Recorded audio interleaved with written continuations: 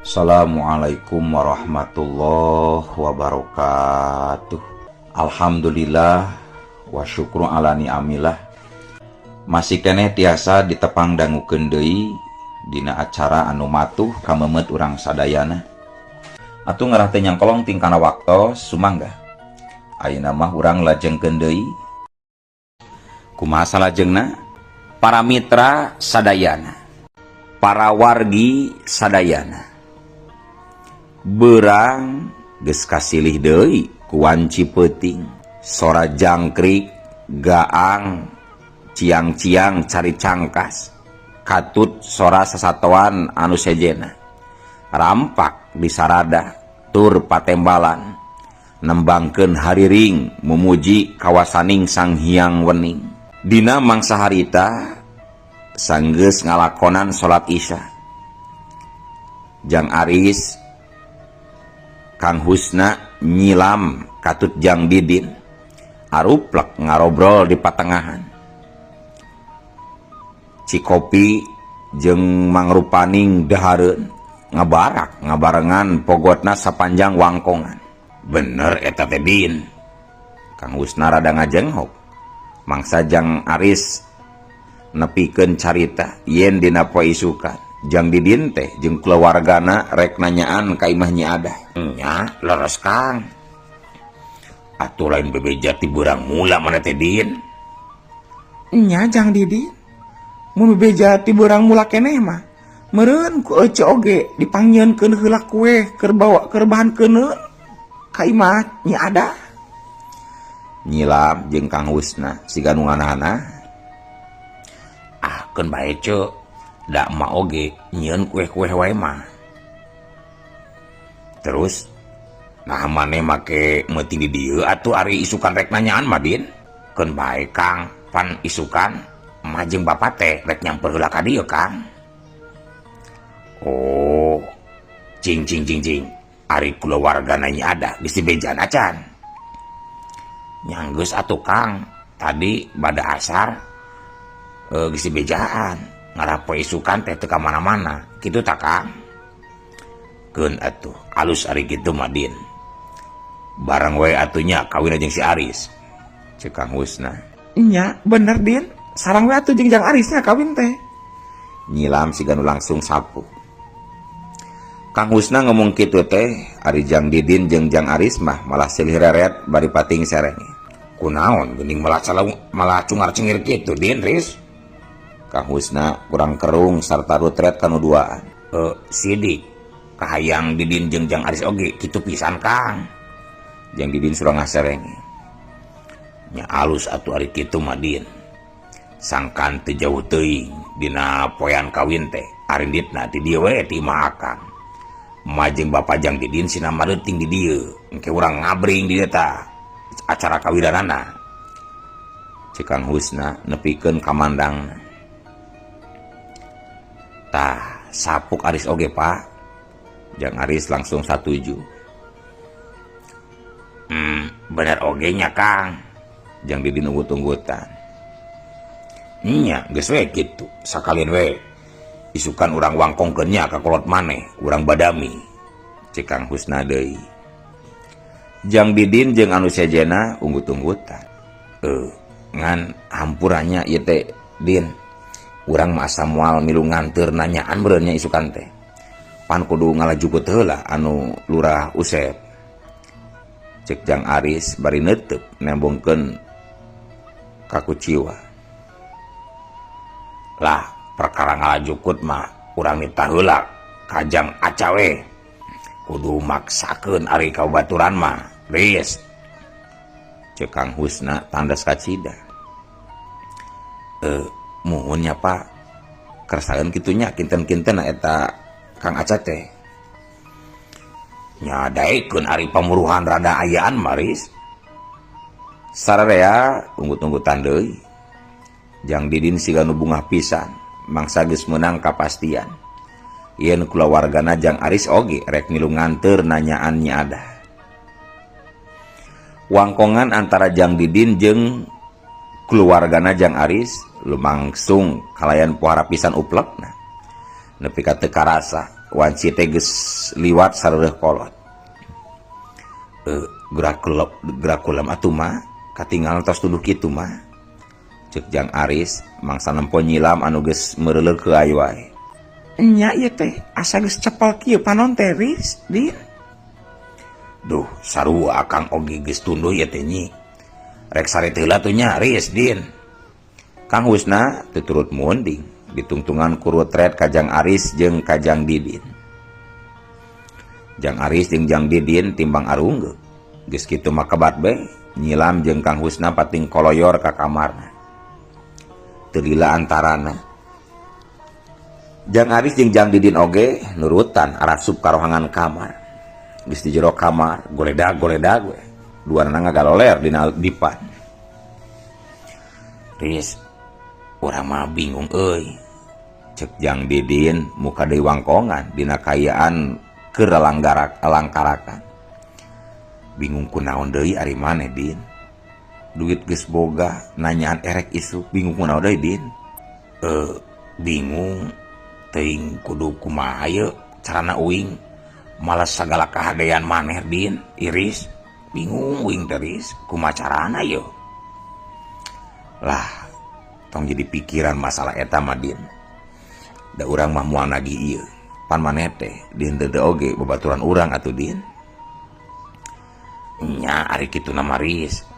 Tapi dah ku cara kieu we atuh ari memang maneh hayang nganuhunkeun ka urang mah, Din. Ku cara kumaha Riz. Tapi ingat ya, lamun maneh teu ngagugu ka uing, berarti maneh jadi boga hutang ka uing nya. Heueuh lah, sok we omongkeun kumaha. Rek ben tanyawa oge paribasana, moal burung dibikeun ku uing mah, Riz. Kawas nu heueuh ngomong teh maneh mah. Karek dicubit oge geus ngajeret teh, komo lamun dipenta nyawa meureun. Nya, ieu mah ceuk paribasana deuleuh. Sok we ngomong, kudu ku cara kumaha ye urang nganuhunkeun ka maneh. Kieu ye, Din. Anu ngaranna indung bapa teh. Kapanan sok aya nyebutkeun pangeran dunya. Indung anu ngakandung bapa nu ngayuga. Jadi geus sawajarna urang salaku nu jadi anak kudu mihormat jeung mika cinta ka aranjeunna. Anu geus ngalahirkeun, anu geus ngukut tur mikanya. Tah ti samet ayeuna maneh kudu sopan ngomongnya kanu jadi kolot teh. Diajar make basa nu hade. Ulah disaruakeun jeung kasapantaran ari ngomong teh jeung kolot mah, Din. Nya urang oge nyaho Riz. Nya Din nya urang oge nyaho. Sosanajan maneh make bahasa loma kanu jadi kolot, tapi ari hate mah tetep nyaah jeung mihormat maneh oge. Ngan ari nu leuwih alusna mah wujudkeun eta kanyaah jeung rasa hormat teh ku prakna make bahasa anu pantes. Samodel dahar we dahar, ulah nyebutkeun mah hayu dahar, Pak hayu dahar. Komo nepi ka mah Pak hayu jajablog atawa cacatrek. Pan eta teh geus teu pantes ka kolot mah. Sedangkeun urang di naon di tatar urang pas diajarkeun. Kumaha ngabahasakeun ka sahandapeun. Jang hayu nada kan kitu. Jang hayu emam. Kumaha kasandrageun nada bisa. Dahar kitu naon ari kasandragan mah. Ari kasaluhureun pan ulah diakurkeun jang kasahandapeun. Komo lamun diakurkeun jeung ka sapantaran mah, tapi ku bahasa nu alus. Pak mah hayu urang tuang gitu. Jadi urang ngomong kieu teh sabab urang oge geus ngalaman. Pan maneh oge nyaho sorangan meureun. Kumaha urang baheula? Asalna mah uing oge kitu ngomong kanu jadi kolot teh, Din. Era kagok rek ngomong make bahasa nu hade teh mimitina mah. Da geus biasa teh make bahasa loma. Tapi sanggeusna dibiasakeun ngomong ku bahasa nu hade mah, sakalian rek ngomong ku bahasa loma teh asa tegeunah kana hatena kitu ta, Din. Jingna deui piraku ari ka pangkat lurah misalkeun anu kasebutna deungeun-deungeun nepi ka teu sirikna dodongkoan kalayan make bahasa nu panghadena. Nah ari ka kolot sorangan anu geus nguput ngatik ngadidik jeung mikanyaah ka urang ngan ukur make bahasa loma teu adil apanan ari kitu mah Din. Nya laris nya insyaallah lah tah alus mun kitu mah Din. Tapi kumaha nya mana sanggup teu tapi ketang teu maksa uing mah kumaha maneh we ketang urang mah moal maksa urang marek sarenya geus tuluh ieu teh Din cepal mata ceuk Jang Aris kituna teh bari gancang ngarengkol nonggongan sobatna mangsa Jang Aris keur ukai-ukai memener sarungna Jang Didin mah malah hulang-hulang sorangan paneutupna siga nu tembus norobos ka langit kamar. Nya salila ieu teh aing memang salah. Duh hampura we Didin mah pa kitu gerentes hate Jang Didin kalayan dibarengan ku beusna Cimata dina beungeut Jang Aris anu harita keur nonggongan sobatna atrapisan aya imut saulas anu ngagambarkeun kasugemaan. Cag tunda kalian Jang Didin jeung Jang Aris anu rek lareureuf ari istirahat. Ayeuna urang samper deui kayaan Bah Atong jeung si Jolad anu aya di panganjerkanana nyatana di deukeut pasar. Dina waktu nu sarua dina mangsa pangeussi lembur geus narungtutan tadi berasarare. Ari Bah Atong si Jolad katut balad-balad nama harita teh masih keneh pating barakatak di patangahan imah anu ublug ablag. Tetela geus nambahan ayeuna mah anak buahna si Jolad teh aya kana walasan urangna kabeh geus taleler dua wanoja demplon lunda lende kana dada Bah Atong jeung kanu jadi muridna gancang beakeun badot beakeun si Jolad nunjuk seorang anak buahna anu harita keur ngeukeweuk cangkir arak. Aduh geus teu kuat Kang geus teu kuat tembal si badot bari jeung kituna teh siga nu hayangeun utah. Naonan geuning sia mah badot karek beak genep cangkir oge meni geus rek ongke kitu. Hanas we tadi mah ngajago hayang meuli loba pajar teh moal seubeut cenah ari ayeuna geus rek ngajongkeng. Barakatak nu area di dinya nyalangseurikeun si badot. Si badot nama malah cungar cangir nembongkeun cenghil suuk anu nyelap dina huntu-huntuna.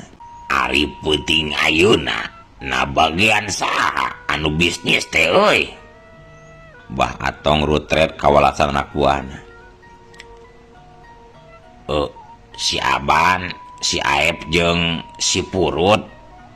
Bah, nu saurang nyelengkeung mang nembalankeun. Geus nyirian imahna can Purut. Bah Atong ngareret ka si Purut anu buukna gondrong. Nyanggeus atuh Bah. Jelema jegud urang cingumplang Bah. Alus.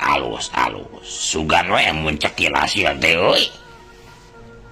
Nya nedah piduana we ti sadayana supados lungsur langsar sareng aya dina kabarokahan milari milari kangge pangupa jiwa isu. Barakata sararea salaseurian deui asa kagugu tayohna mah. Narajang di si Ajo mah nepi ka lolongseran bari nyekel beuteungna sagala. Hayu nyi hayu. Geus garete ge nyi hayu ah. Hayu urang belah durian. Ayeuna mah urang naon? Urang ngadahar bakekok hayu. Si Jolad nyawel gadoan aja anu teu eureun-eureun runda lende kana dadana. Nu diajak ngomong nama timbang unggek bari imut. Jung regeyeng. Kalian siga nu hampangeun pisan si Jolad mangku eta wanoja. Sarta nu saterus nama kebat bae ngoloyor ka hiji rohangan. Nempok itu Bah Atong oge siga nu kabita. Gancang bae cangkat. Sarta gura-giru ngajewang pigelangan wanoja anu samemehna lunda lende dina lahunanana. Karek mah Bah Atong rek asup pisan ka rohangan kamarna. Dumadakan panto imah ngajeblag coplok jeung engsel-engselna. Atuh kabeh anu aya di dinya nepi ka pohara ngararenjagna. Si Jolad jeung Wanoja anu maranganana oge nepi ka pating gurubug kaluar deui ti kamarna. Goblok, aya naon eta? Deuleu euy, deuleu kaluar. Sa bebengokna cenah anu geus kumaha wani campelak ka imah urang euy. Deuleu kaluar. Cek Bah Atong anu pohara ambekna. Welasan anak buahna Bah Atong nepi ka pating gurudug siga nu hayang pageula heula nempo kayaan di luareun imah. Sedengkeun kayaan di luar imah harita teh kacaangan ku cahaya seuneu tina sabaraha obor. Katembong di buruan geus ngajegah hiji dedegan Wanoja anu pohara geulisna. Anu tetela geuning Neng Tina eta teh. Papakean Neng Tina anu kelirna sing sarua beureum nembongkeun neuhneurna bagian pinareup jeung pakulitan ping-ping anu koneng umyang. Taya anu teu neureui ciduh kabeh anak buahna Bah Atong oge mangsa nempo kagelisan Neng Tina anu samodel kitu.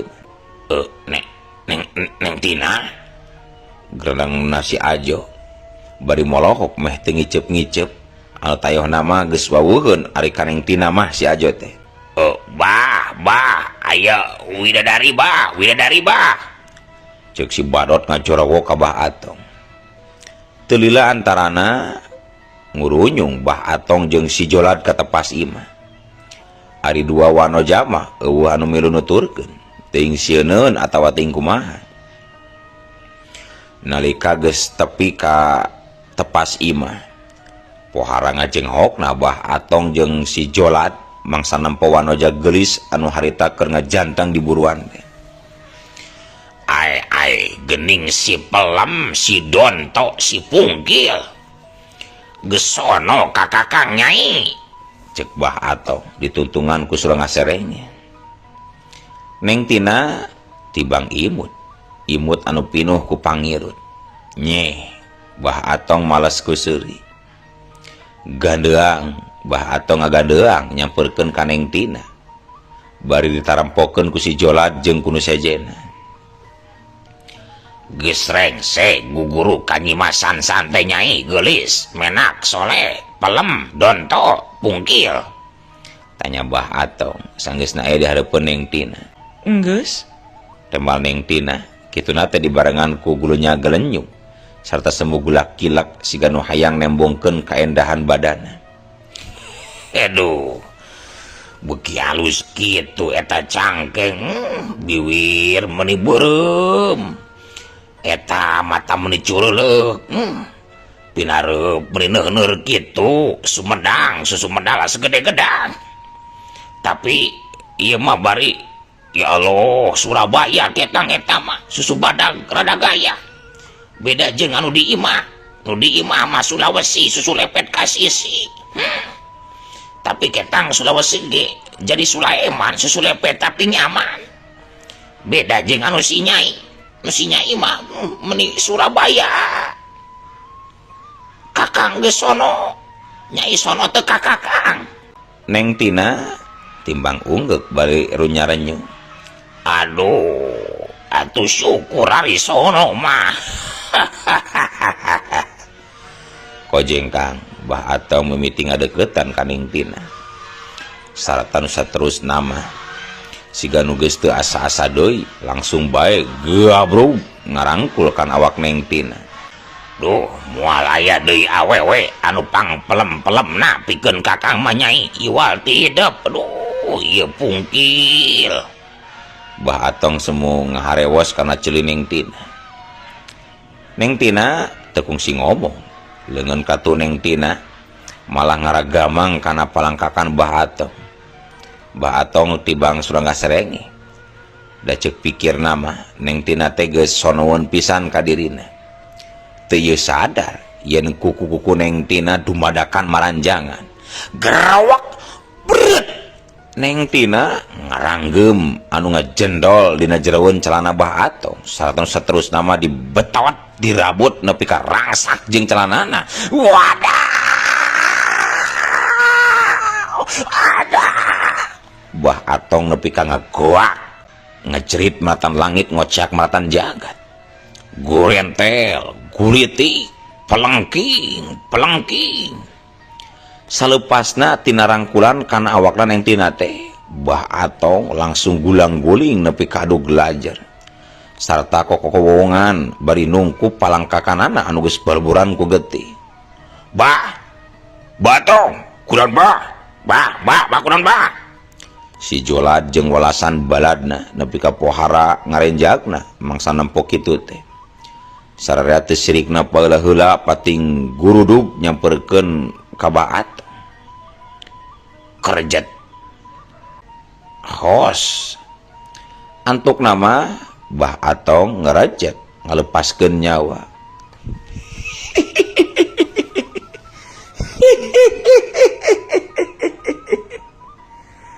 Neng Tina malah seserian nepi kalalenggakan bari neuteup sakeupel daging anu keur aya dina ranggeman leungeunna. Amlak sakalikeun Neng Tina neureui sakeupel daging anu diranggeumna. Getih amuratel diletakan nepi ka bersihna. Nempo kitu si Jolad jeung kabeh anak buahna mah nepi ka pating birigidig sarta langsung bae arundur-unduran. Urang ajar. Si Jolad semu nyorongot sarta tunjukkan Neng Tina. Sia oge kudu modar Jolad. Cek Neng Tina bari nyusutan getih anu ngecelakan agadona. Modar sia. Podaran euy, podaran. Si Jolad rutret ka anak buahna. Culeng. Teu kungsi ngadaguan parentah 2 kali. Harita kene welasan anak buah si Jolad pating garajleng ningker ngepung ka Neng Tina.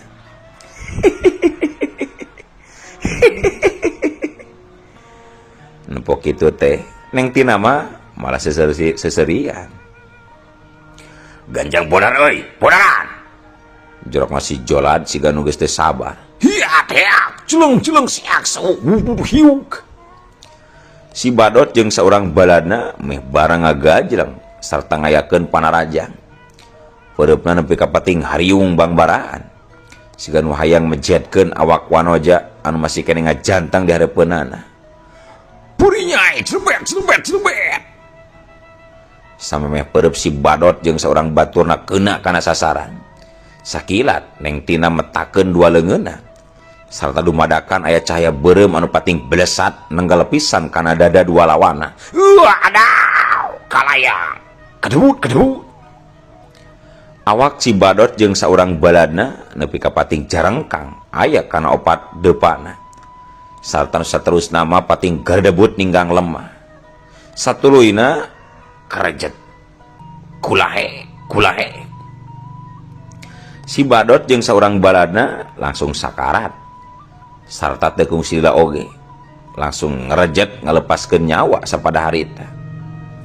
Katembong dada si Badot jeung nu saurang deui nepi ka gorowong sarta tarutung tur ngepulkeun haseup ipis anu nyambuangkeun bau hangit. Nempo kamampuan Neng Tina anu samodel kitu, si Ajo jeung nu sejena nepi ka pating jaranghok sarta gancang undur-unduran.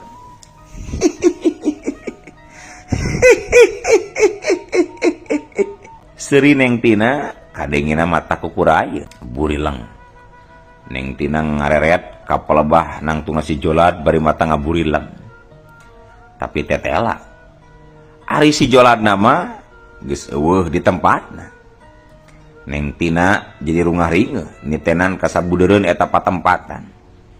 Sosanajan dina kayan peuting, tapi ku Neng Tina mah katempo aya nu ngolebat ninggalkeun eta patempatan.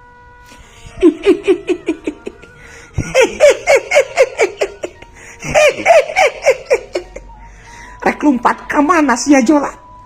Moal burung diberi ku aing mah masih rek nyumput kana lak-lakan naga oge sia Jolad. Teu langsung ngudag anu ngolebat. Neng Tina malah rutret heula kanu tadi ningker ka dirina. Kole nyai. Sapasang panon Neng Tina dumadakan ngaluarkeun cahaya beureum. Siga anu tepak kabeh. Kabeh anak buahna si Jolad anu harita keur neuteup ka Neng Tina oge. panona jadi pipiluan pating kolenya ngaluarkeun cahaya nu sarua. Di sambat ayeuna aing jadi pamimpin pikeun adika sakabeh. Mangka marane kabeh kudu turut tumut kana parentah aing deuleu. Cek Neng Tina kalayan pohara pisan tandasna. Siap Neng, siap. Si Ajo jeung nu sejena meh barang nembalan. Kituna teh bet jiga aya nu ngomando. Sararea oge nepi ka acong-acongan nyembah ka Neng Tina.